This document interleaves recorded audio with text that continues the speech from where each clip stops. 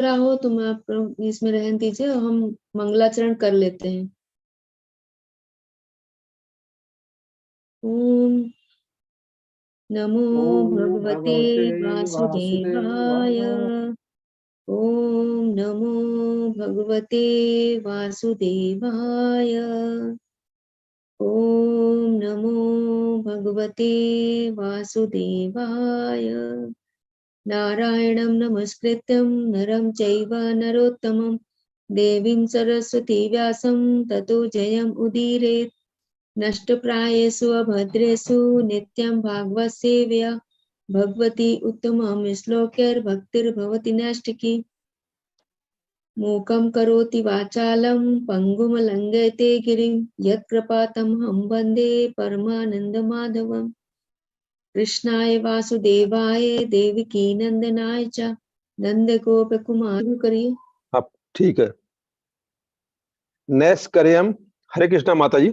नैष्कर्यम अपि अच्युत भाव वर्जितम न शोभते ज्ञानम अलम निरंजनम कुत पुनः शाश्वत अभद्रम ईश्वरे न च अर्पितम कर्म यत अपि अकारणम।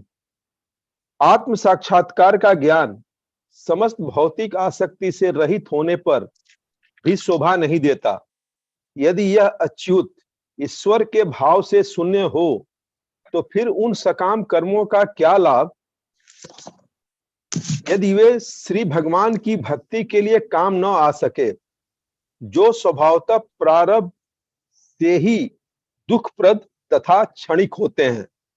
तात्पर्य, जैसा कि ऊपर कहा गया है, न केवल श्री भगवान की दिव्य महिमा से विहीन सामान्य साहित्य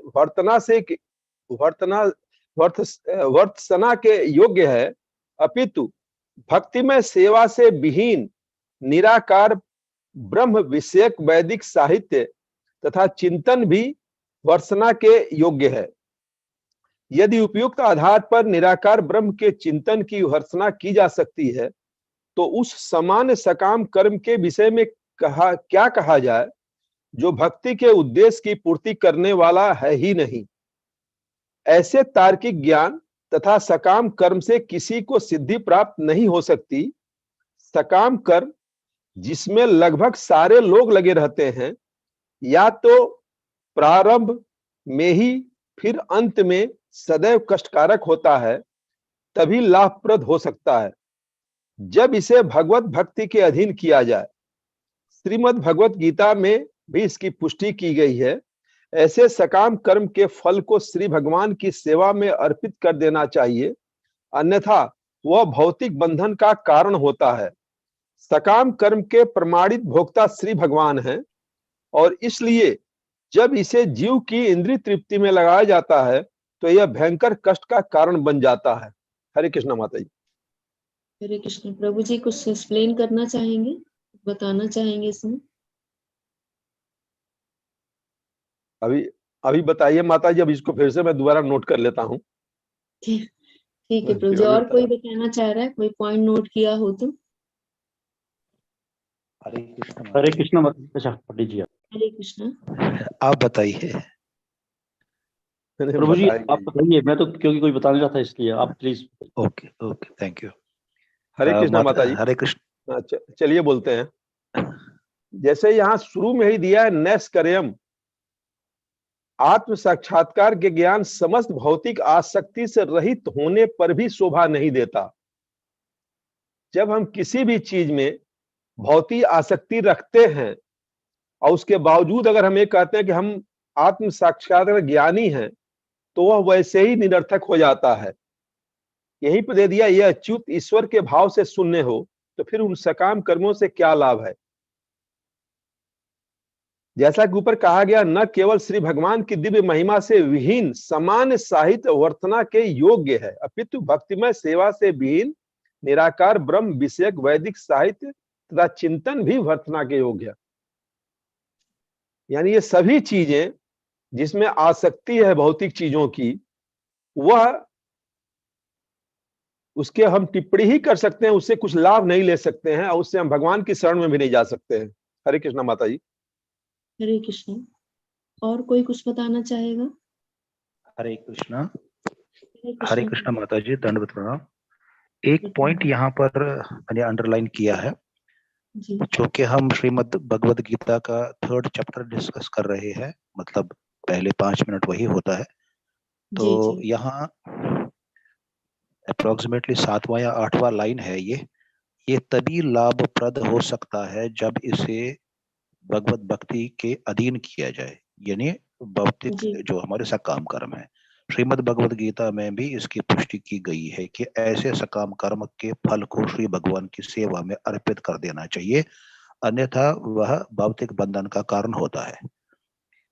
मुझे ऐसा लगता है कि श्रीमद् प्रभुपाद ने 3rd चैप्टर भगवद गीता का जो सार है वो ये लाइन में दिया हुआ है। 3rd चैप्टर से अगर हम कुछ सीख सकते हैं, अगर उस पे पॉइंट्स बनाए जाएं, तो मैं ये पॉइंट पहला लिखूंगा, क्योंकि कर्म करने से कोई बच नहीं सकता, कर्म तो करना है। और यहाँ पर भी यही बताया गया है कि उस कर्म को अगर भगवान के निमित्त किया जाए तो वो भक्ति में कन्वर्ट हो जाता है या कर्मयोग में कन्वर्ट हो जाता है। और शायद जी जिस यज्ञ की हम परिभाषा बहुत तरीके से देते हैं, असली यज्ञ तो यही है कि भगवान की सेवा की जाए, भगवान जिसमें उन कर्मों से जिनसे भगवान को खुशी संतोष प्राप्त हो, भगवान के जितने भी विस्तार है जीवों में, उनको उसमें आनंद हो, सुविधा हो, तो असली यज्ञ तो वही है। और इन लाइंस में भी यही बताया गया है कि आप कर्म से छूट नहीं सकते, कर्म तो करने पड़ेंगे। सकाम कर्म को आप अकर्म के रूप में करेंगे तो वो भक्ति के बराबर हो जाता है। हरे कृष्णा माता जी। और कोई कुछ बोलना चाह रहा है?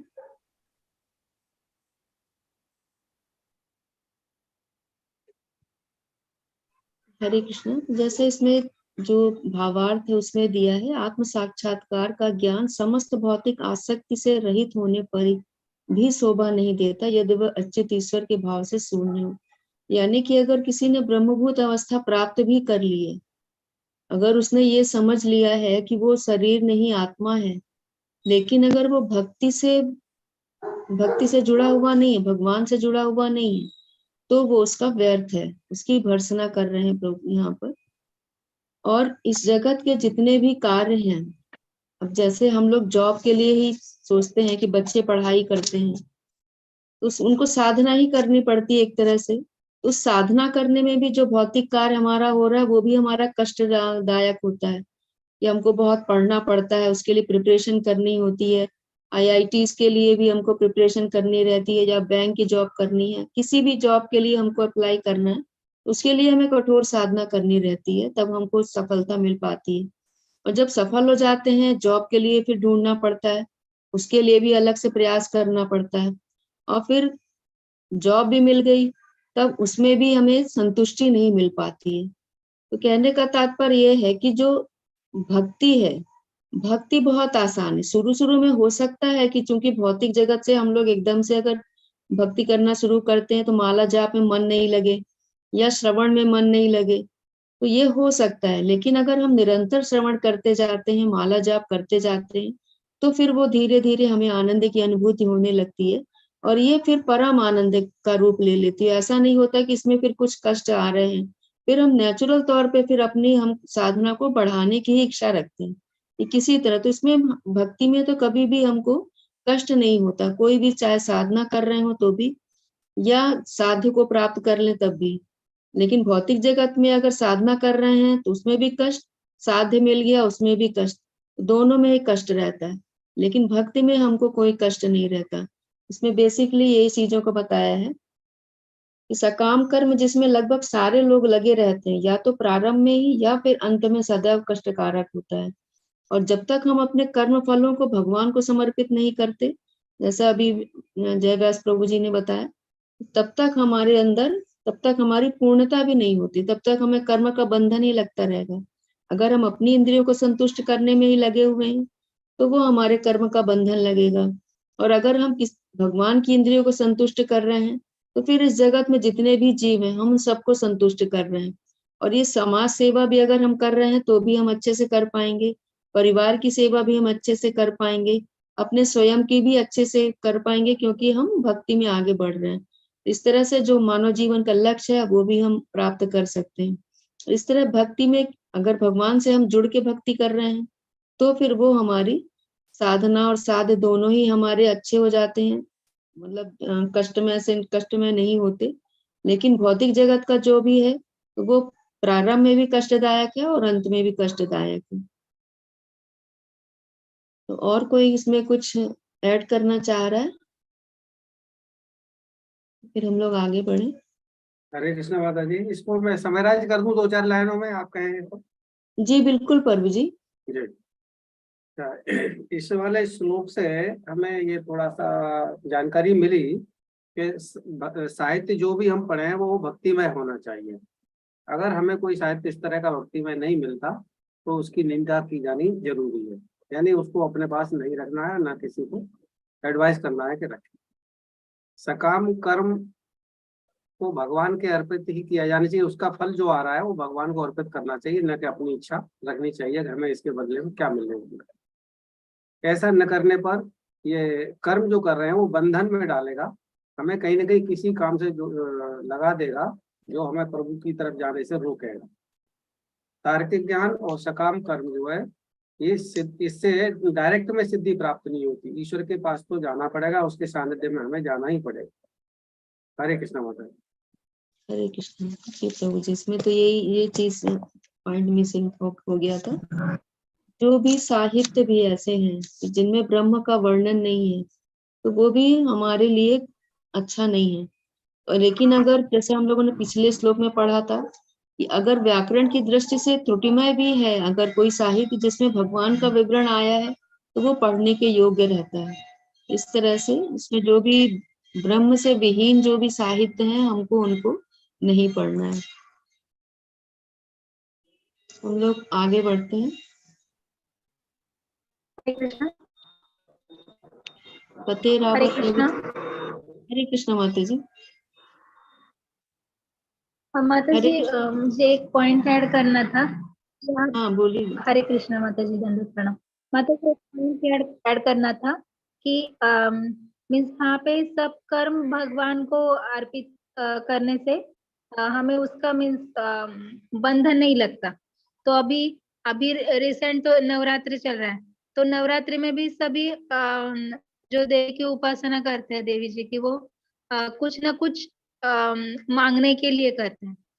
और हम इस जग में रह रहे तो हमारे आसपास भी और घर में भी बिठाते, तब हम वही कर्म कर रहे हैं जो मीन्स क्योंकि पूर्वापार जो रूढ़ियां है उसे हम अलग एकदम से बंद नहीं कर सकते। उसे मीन्स अगर पूरा घर भक्तिमय हो, कृष्ण भावना भावित, तो अलग बात है। लेकिन घर में एक भक्त और बाकी के अभक्त नहीं कह सकते, लेकिन उनकी अलग अलग श्रद्धा है। तो हम समझो वो देवी जी घट बोलते हैं यहाँ पे महाराष्ट्र में, तो घट स्थापना होती है। तो हमारा भाव जो बदलता है, जो सकाम कर्म बाकियों की दृष्टि से वो सकाम कर्म होगा कि इन्होंने घट स्थापना की, लेकिन उस वक्त हम देवी से ये मांगे कि आप मीन्स माया महामाया हो, लेकिन मेरे लिए आप योग माया बनो। मेरे लिए योग माया बनने से मुझे जो भी कुछ भगवान की भक्ति प्राप्त हो, भगवान की सेवा प्राप्त हो, इसीलिए आप मुझे हेल्प तो वो सब सकाम कर्म मीन्स अपना चक्षु से दूसरों को दिखेगा, लेकिन अंतर्गत यानी अंदर से हम जो मांग रहे हैं तो उससे हमें बंधन नहीं लगेगा वो। हरे कृष्ण। हरे कृष्ण। धन्यवाद माता जी।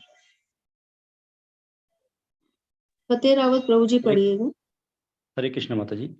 अथो महाभागो भवान अमोघदृक् शुचिश्रवा सत्यरतो धृतवत उरुक्रमस्याखिल बंधन मुक्तये समाधि न नुस्मर तदि चेष्टितम। हे श्रील व्यासदेव, आपकी दृष्टि सभी प्रकार से पूर्ण है, आपकी उत्तम ख्याति निष्कुल है, निष्कलुष है, आप अपने व्रत में दृढ़ हैं और सत्य में स्थित हैं। अतएव आप समस्त मनुष्यों को भौतिक बंधन से मुक्ति दिलाने हेतु श्री भगवान की लीलाओं के विषय में समाधि द्वारा चिंतन कर सकते हैं। तात्पर्य: जन सामान्य की स्वभाव से ही साहित्य के प्रति रुचि होती है।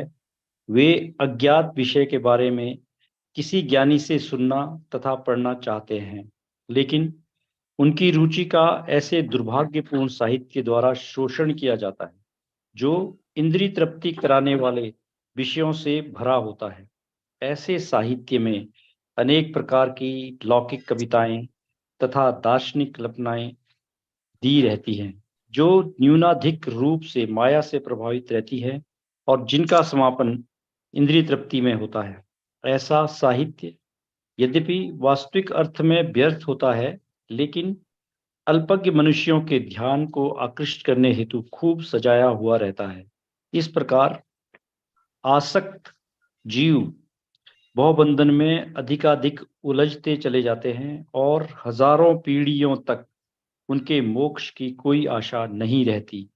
वैष्णवों में श्रेष्ठतम श्री नारद मुनि ऐसे व्यर्थ साहित्य के अभागे शिकारों के प्रति करुणा से अभिभूत होकर श्रील व्यासदेव को ऐसा दिव्य साहित्य रचने हेतु उपदेश देते हैं जो न केवल आकर्षक हो अपितु सभी प्रकार के बंधनों से मोक्ष प्रदान कराने वाला भी हो।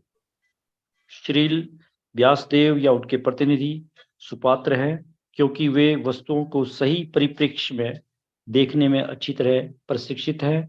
श्रील व्यासदेव तथा उनके प्रतिनिधि अपने आध्यात्मिक प्रकाश के कारण शुद्ध विचार वाले हैं, अपनी भक्ति के कारण दृढ़ व्रती है और भौतिक कार्यकलापों में सड़ रही पतितात्माओं का उद्धार करने हेतु कटिबद्ध है। पतितात्मा नित्य प्रति नूतन समाचार प्राप्त करने के इच्छुक रहते हैं और श्री व्यासदेव या श्री नारद मुनि जैसे आध्यात्मवादी ही उन्हें आध्यात्मिक जगत के असीमित समाचार प्रदान कर सकते हैं। श्रीमद् भगवद गीता में कहा गया है कि यह भौतिक जगत अखिल सृष्टि का एक छोटा सा भाग मात्र है और यह पृथ्वी संपूर्ण भौतिक जगत की एक तुच्छ अंश मात्र है। हरे कृष्ण माता जी। हरे कृष्ण। मंजू द्विवेदी माता जी पढ़िएगा। हरे कृष्ण माता जी। संपूर्ण विश्व में ऐसे हजारों साहित्यकार हैं जिन्होंने हजारों लाखों वर्षों से जनता की सूचना के लिए हजारों साहित्यिक कृतियां तैयार की हैं, लेकिन दुर्भाग्यवश इसमें से किसी के द्वारा भी पृथ्वी पर शांति तथा अमन चैन नहीं लाया जा सका। इसका कारण यह है कि कृतियों की आध्यात्मिक शून्यता। अतः वैदिक साहित्य विशेष रूप से श्रीमद् भगवद गीता तथा श्रीमद् भागवतम की सुस्तुति की जाती है, जिससे पीड़ित मानव समाज को भौतिक सभ्यता के उस चंगुल से अभीष्ट छुटकारा प्राप्त हो सके, जिससे मानवीय शक्ति का प्रमुख अंश क्षीण होता जा रहा है। श्रीमद् भागवत गीता स्वयं श्री भगवान द्वारा कहा गया संदेश है, जिसका अंकन श्री व्यासदेव द्वारा हुआ और श्रीमद् भागवतम उन्हीं भगवान श्री कृष्ण की लीलाओं का दिव्य आख्यान है। शाश्वत शांति तथा कष्टों से मुक्ति की जीव की लालसाओं को पुष्ट करने में यह ग्रंथ सर्वसमर्थ है। अतः श्री भागवतम पूरे ब्रह्मांड के जीवों को समस्त प्रकार के भौतिक बंधनों से पूर्ण छुटकारा दिलाने हेतु है। श्री भगवान की लीलाओं का ऐसा दिव्य व्याख्यान श्री व्यासदेव तथा उनके प्रामाणिक प्रतिनिधियों जैसे मुक्त जीवों द्वारा ही वर्णित किया जा सकता है, जो निरंतर श्री भगवान की दिव्य प्रेम भक्ति में लीन रहते हैं। केवल ऐसे ही भक्तों को श्री भगवान की लीलाएं तथा उनकी दिव्य प्रकृति भक्ति के कारण स्वतः प्रकट हो पाती है। दूसरा कोई चाहे अनेक वर्षों तक चिंतन क्यों न करे, वह ना तो श्री भगवान के कार्यों को जान सकता है, न उनका वर्णन कर सकता है। श्रीमद् भागवत के वर्णन इतने सूक्ष्म तथा वास्तविक होते हैं कि इस महान साहित्य में 5000 पूर्व जो भी भविष्यवाणी की गई थी वह अब सत्य सिद्ध हो रही है। अतएव लेखक की दृष्टि भूत वर्तमान तथा भविष्य को पहचानती है। व्यासदेव जैसे मुक्त व्यक्ति ने न केवल दूरदृष्टि तथा पांडित्य के दृष्टिकोण से पूर्ण है, अपितु श्रवण, चिंतन, अनुभव तथा अन्य सभी इंद्रिय कार्यों में भी सिद्ध है। मुक्त जीव की इंद्रियां पूर्ण होती हैं और ऐसी पूर्ण इंद्रियों से ही इंद्रियों के स्वामी हृकेश या भगवान श्री कृष्ण की सेवा की जा सकती है। अतः श्रीमद् भागवतम वेदों के संकलन करता परम सिद्ध व्यक्त श्री व्यासदेव द्वारा किया गया पूर्ण पुरुषोत्तम भगवान का पूर्ण वर्णन है। हरे कृष्ण। हरे कृष्ण। बताइए, कोई किसी का कोई पॉइंट आपने नोट किया है? और इजाजत हो तो मैं समराइज करूं। जी प्रभु जी बताइए।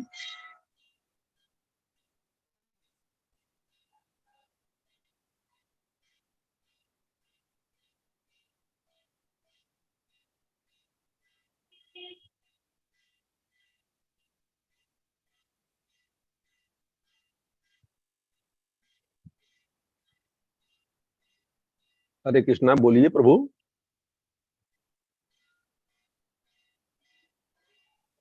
प्रभु जी लेफ्ट हो गए हैं। हरे कृष्णा। और कोई कुछ बताना चाह हरे रहा है? कृष्णा माता जी। हरे कृष्णा माता जी। हरे कृष्ण। यहाँ प्रथम तात्पर्य में ही जो है इतनी अच्छी बात प्रभुपाद जी ने लिखी है जो वाकई में दिल को छू गई कि जन सामान्य की स्वभाव से साहित्य के प्रति रुचि होती है।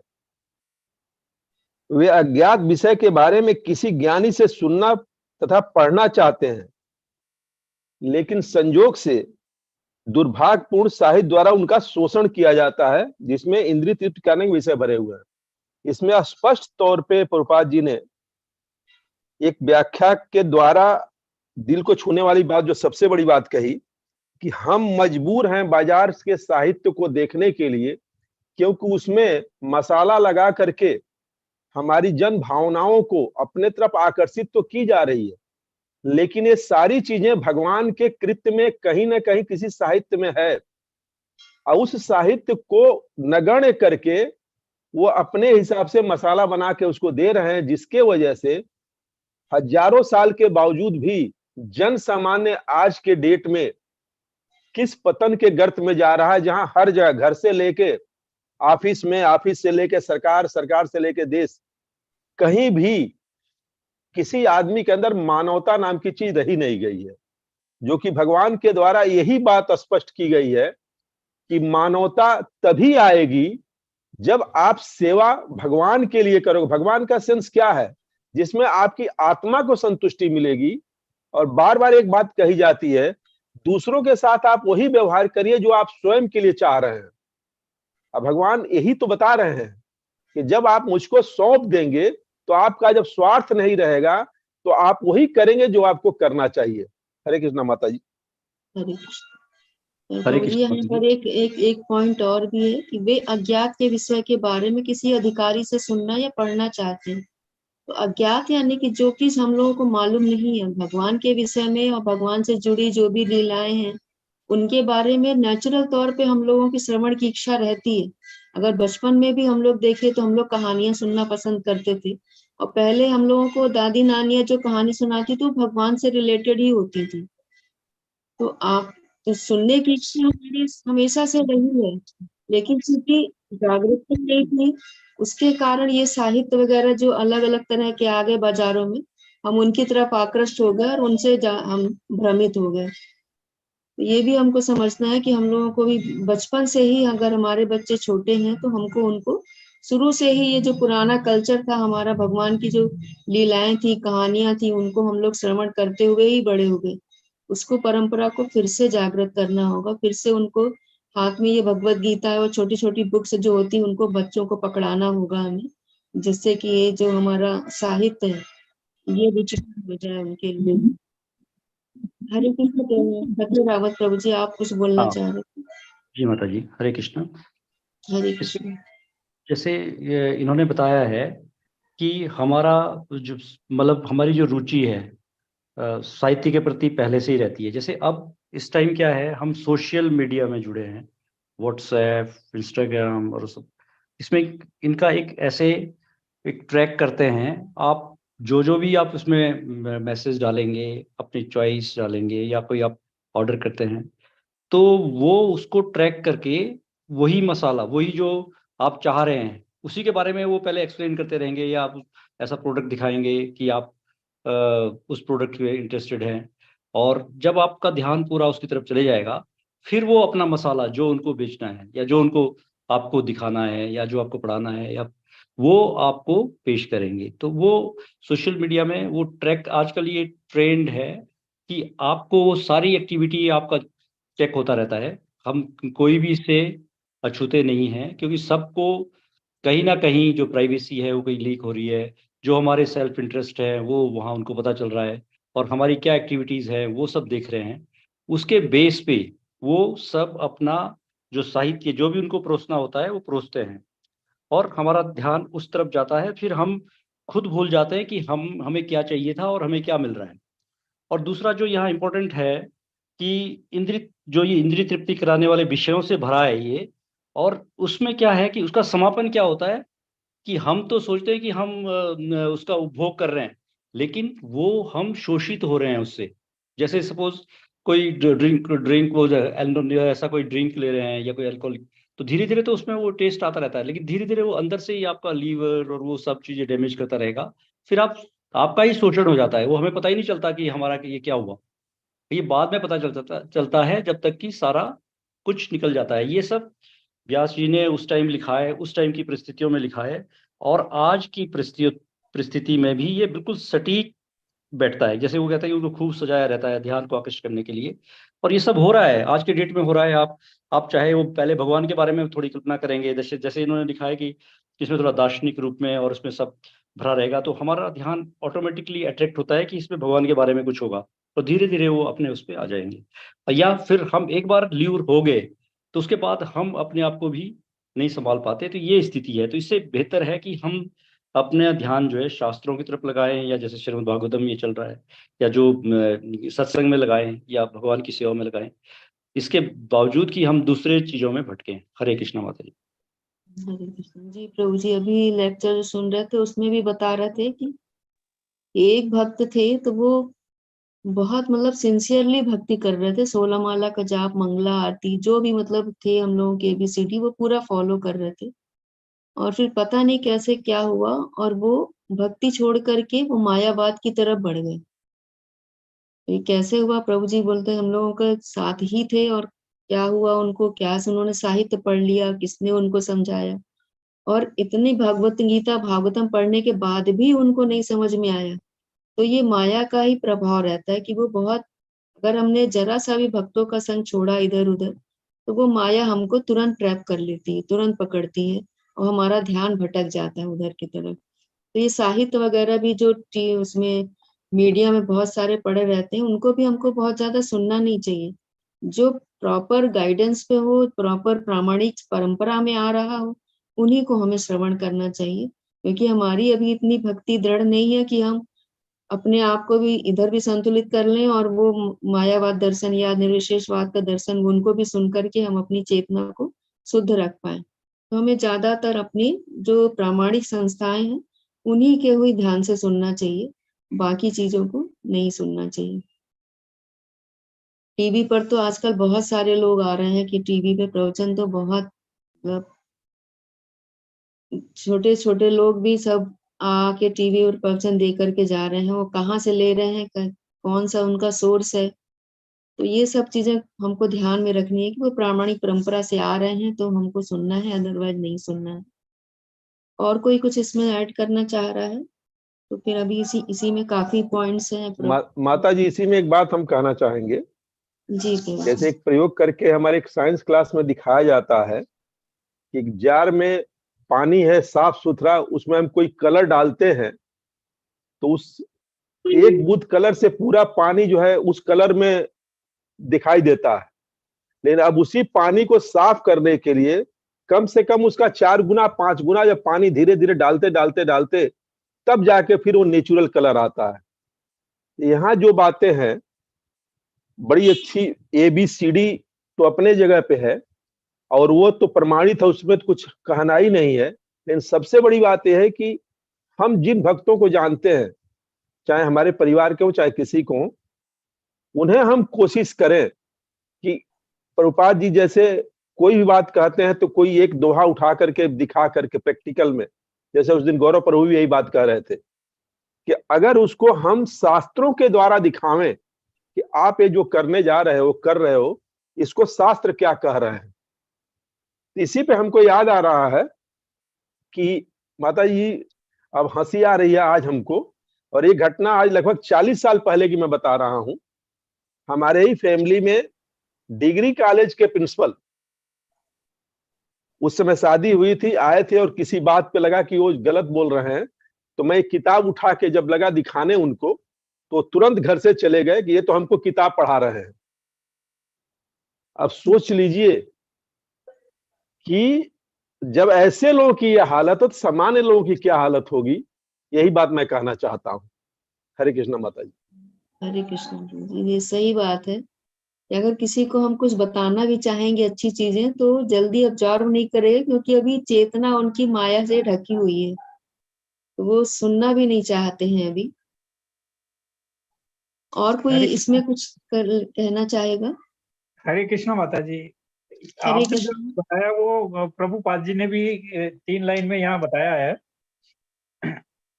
सारे विश्व में सहस्त्र ऐसे साहित्यकार हैं जिन्होंने हजारों लाखों वर्षों से जनता की सूचना के लिए हजारों साहित्यिक कृतियां तैयार की है, लेकिन दुर्भाग्यवश इनमें से किसी के द्वारा भी पृथ्वी पर शांति तथा अमन चैन नहीं लाया जा सका। इसका कारण है इन कृतियों की आध्यात्मिक शून्यता। अतः वैदिक साहित्य विशेष रूप से भगवत गीता तथा श्रीमद् भागवत की संस्तुति की जाती है, जिससे भौतिक सभ्यता के उस चुंगल से अवश्य छुटकारा प्राप्त हो सके। कहने का तात्पर्य है कि जिसमें अगर आध्यात्मिक साहित्य में शून्यता है, वह कोई भी काम का नहीं है, वह हमें मतलब भ्रमित ही करेगा और समाज को किसी भी तरह की उन्नति नहीं देगा।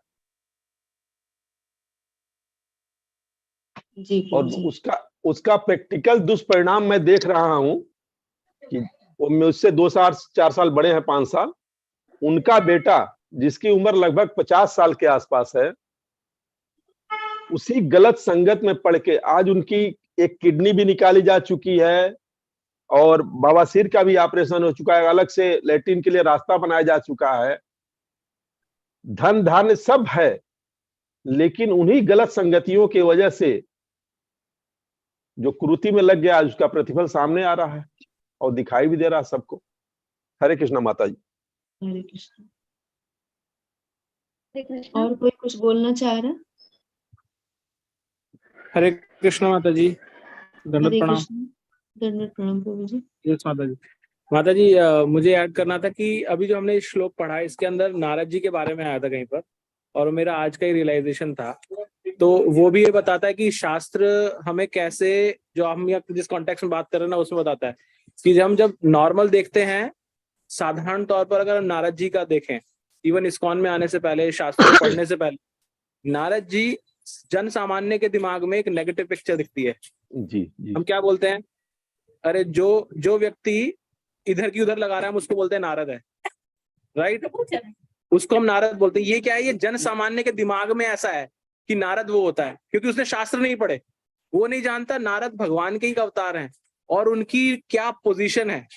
लेकिन जन सामान्य क्योंकि शास्त्र नहीं पढ़ते, वो क्या देखते हैं नारद जी को। और हम भी ऐसे ही थे, ऐसा नहीं कि हम दूध के धुले थे, हम भी ऐसे ही थे। तो जो अभी आप ये श्लोक पढ़ा ना हमने, तात्पर्य वो हमें रियलाइज कराता है कि हम पहले कैसे थे, और जब हम शास्त्रों को पढ़ते तो हमारी चेतना कहाँ पहुंच जाती है।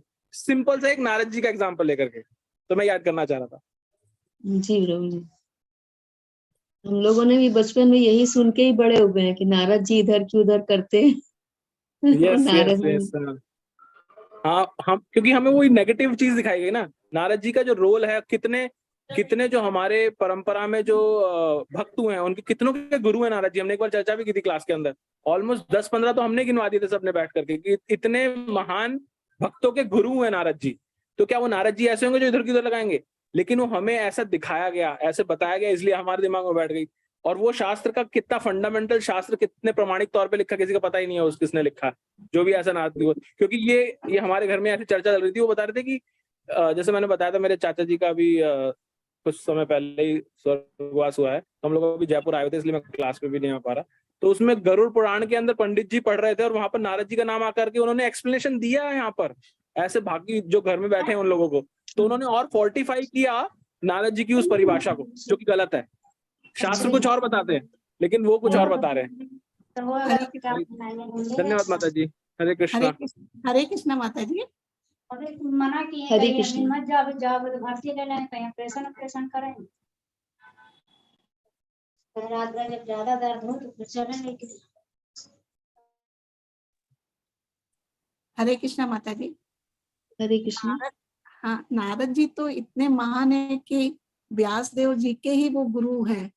उन्होंने अरे वो ब्रह्म के पुत्र हैं, ब्रह्मा जी के, और व्यास देव जी के गुरु हैं। जाने कितने उन्होंने उपदेश दिया है। युधिष्ठिर को जब कृष्ण जी की सभा में उन्होंने उपदेश दिया, सारा पूरी गीत को सुना दिया। हाँ माता जी, वही है ना कि हम जब समझ पा रहे हैं तब हमें पता है ये सब चीजें। हाँ बिल्कुल बिल्कुल ठीक प्रभु जी, अब हम लोग को समझ में आ रहा है तो आ रहा है। पता था ना सब चीजें। हाँ हमें हाँ, पता नहीं था तब तो पहले हम ये चीजें। बिल्कुल यही कहते थे, जब कोई इधर उधर करता था हम लोग कहते थे नारद जी आ गए। हाँ नारद जी आ गए, करेक्ट। हरे कृष्ण। हरे कृष्ण। हरे कृष्ण माता जी।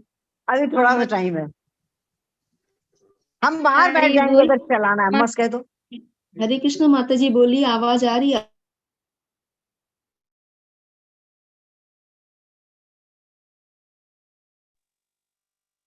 ज्योति माता जी आप बोलिए, आपकी आवाज आ रही है?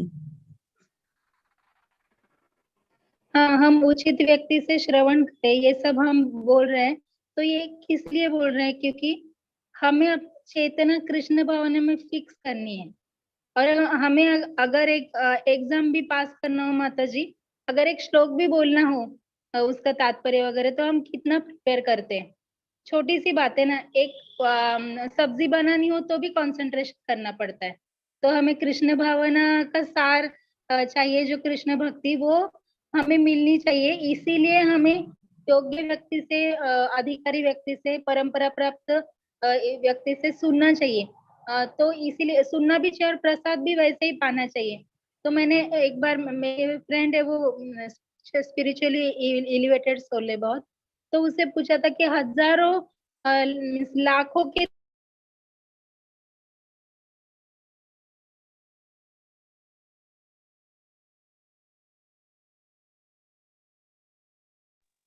माता जी आवाज नहीं आ रही आपकी?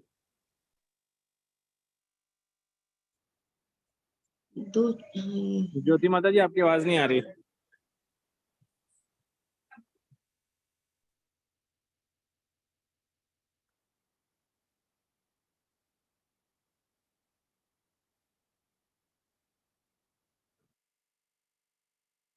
शायद उनका माता जी शायद डिस्कनेक्ट। उनकी, हाँ, नेटवर्क का कुछ इशू है। आगे चल सकते हैं माता जी अब। तो इस पूरे तात्पर्य में हम लोगों को क्या समझ में आ रहा है कि जो भगवान अच्युत हैं, उनके प्रति प्रेम भाव ही हमारा जो सर्वोत्कृष्ट है। और ऐसा ही सभी जो हमारे प्रामाणिक आचार्य वो भी हमको यही सब बताते हैं। तो ये प्रेम जो है, भगवान का नाम, लीला आदि कीर्तन और श्रवण, ये जब हम करते रहते हैं बराबर से, तभी हमारा प्रकट हो पाता है। जो प्रभुपाद जी ने इसमें ऐसा लिखा, केवल ऐसे ही भक्तों को भगवान की लीलाएं तथा उनकी दिव्य प्रकृति भक्ति के कारण स्वतः प्रकट हो पाती हैं। कि अगर हम भक्ति करते हैं तो भगवान चैत्य गुरु के रूप में भी अपना हृदय से प्रकट करते हैं। और ये श्रवण कीर्तन के द्वारा ही हमको, तो जितना ज्यादा हम श्रवण करेंगे, भगवान का कीर्तन करेंगे, भगवान का बारे में हमने जो श्रवण किया है वही हमको दूसरों को बताना है। तो ये भी एक कीर्तन का ही माध्यम है कि भगवान के बारे में हमको बोलना है। इस तरह से हम जो उपदेश सुनते हैं भगवान के बारे में, उन्हीं को हमको दूसरों को देना है।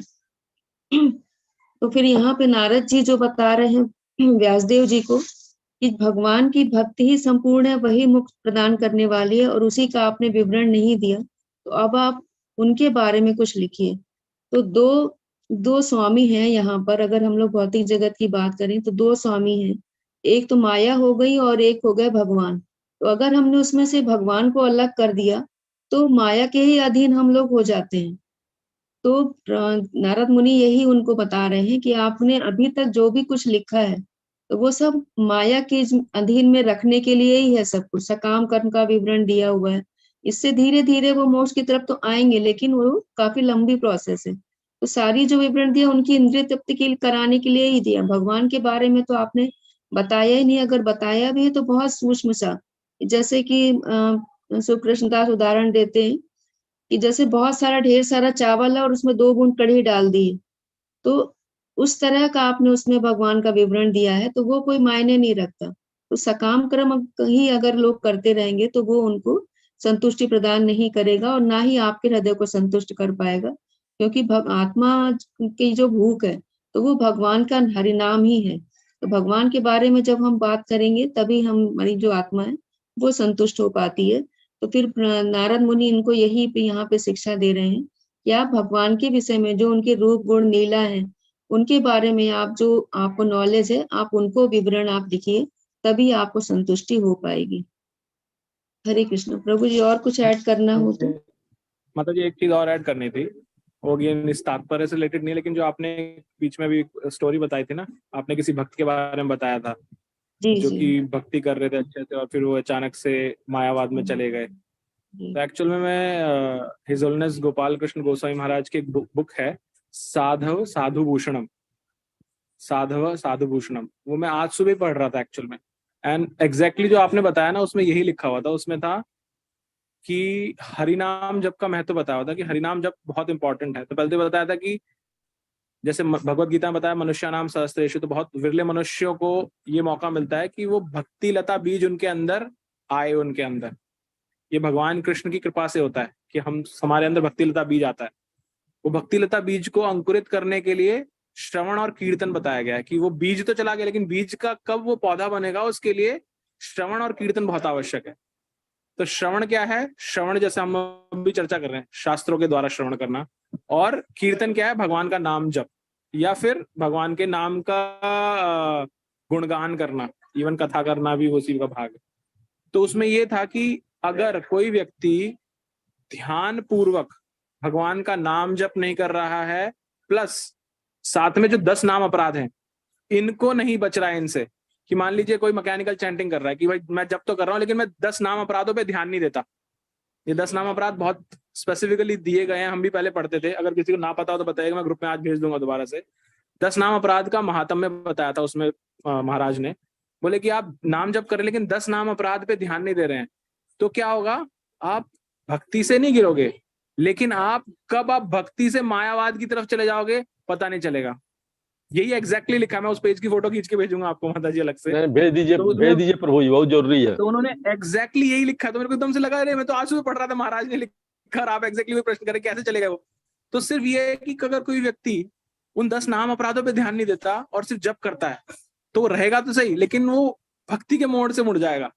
तो इसलिए महाराज ने बोला, इसीलिए हमारे जितने ही मंदिर हैं उनमें सुबह सुबह सबसे पहले 10 नाम अपराध दोहराए जाते हैं। क्यों दोहराए जाते हैं? कि सबको पता चले कितने महत्वपूर्ण है ये, कि सिर्फ नाम जप पे ध्यान नहीं देना, आपको 10 नाम अपराधों से भी बचना है, अन्यथा आपका कब फॉल हो जाएगा, आप कब गलत रास्ते पे निकल जाओगे पता नहीं चलेगा आपको। तो ये मैं ऐड करना चाहता हूँ। इनमें सबसे बड़ा अपराध प्रभु जी ये बताते हैं कि वैष्णवों के प्रति जो अपराध होता है वो हमारा बहुत बड़ा अपराध हो जाता है। उससे फिर हमारी भक्ति में ही त्रुटियां आने लग जाती हैं, हम भक्ति प्रॉपर पूरे मन से नहीं कर पाते हैं, नाम जप नहीं हो पाएगा, हमारा भक्ति में मन नहीं लगेगा और इसका कहीं भी उद्धार भी नहीं होता जब तक हम उस भक्त जिसके प्रति अपराध किए, जिसके प्रति अपराध किया है उनकी शरण हम ना लें, उनसे क्षमा नहीं मांगे, तब तक हमको उसका उद्धार नहीं हो पाता। वैष्णव अपराध का मतलब क्या है माता जी? वैष्णव अपराध जो हमारे शुद्ध वैष्णव होते हैं, मंदिर में जो भी भक्ति कर रहे हैं अच्छे से, उनके प्रति मतलब हम उनके बारे में कुछ बुरा भला कह रहे हैं, किसी के मतलब छोटे छोटा प्रभु जी ऐसे जो यहाँ पर भी बैठे हैं ना इस कॉल के अंदर, वो भी किसी लेवल के वैष्णव है। अगर हम उनके प्रति भी कुछ दुर्विचार भी ला रहे हैं, कुछ गलत बोल रहे हैं, एक छोटा सा एग्जाम्पल है, लेकिन हम जन सामान्य में देखते हैं नॉर्मल बहुत सारे ऐसे भक्त हैं, और क्योंकि हम शक्ल पे तो किसी ने लिखा ना कि भक्त है, इसीलिए क्योंकि जो ये समझ जाता है कितना महत्वपूर्ण है ये वैष्णव अपराध, कि आपने गलती करी तो आप नीचे गिरे सीधे। तो जैसे सांप सीढ़ी का खेल खेलते हैं तो 98 पे आने का बहुत भय लगता है ना, बड़ी मुश्किल से आदमी पहुंचता हो, तो फिर लगता है ये सांप ना टच जाए 99 वाला, तो बहुत सावधानी से ध्यान से डाइस चलता है कि बस वो ना 1 नंबर ना आ जाए मेरा कहीं से। तो जब ये भक्ति का कोई इतना समझ जाता है कि कितना इंपॉर्टेंट है, और इस सिर्फ एक गलती से मेरा नुकसान हो सकता है, तो सब जन सामान्य हर किसी को समझता है कि ये वैष्णव है, ये भगवान का भक्त है, चाहे वो हो ना हो, लेकिन वो इस रूप में मान करके हर किसी के प्रति अच्छा व्यवहार करता है, क्योंकि वो ये नहीं चाहता कि मेरी गलती से मेरा ही वो 99 वाला सांप डस के मैं नीचे गिर जाऊं। इसका मतलब तो ये हुआ प्रभु जी कि जैसे जैन समाज में कहा जाता है कि वो चींटी तक को देखते गलती से चींटी न दब जाए, कहने का मतलब कोई छोटा से छोटा जीव भी हमारे अपराध में ना आ जाए। हाँ ठीक है प्रभु जी। जो चींटी वाला है तो आप हम आगे पढ़ेंगे, भागवतम में आएगा जड़ भरत के बारे में, आपको वही एग्जाम्पल दिखेगा चींटी वाला ही। हरे कृष्णा। जो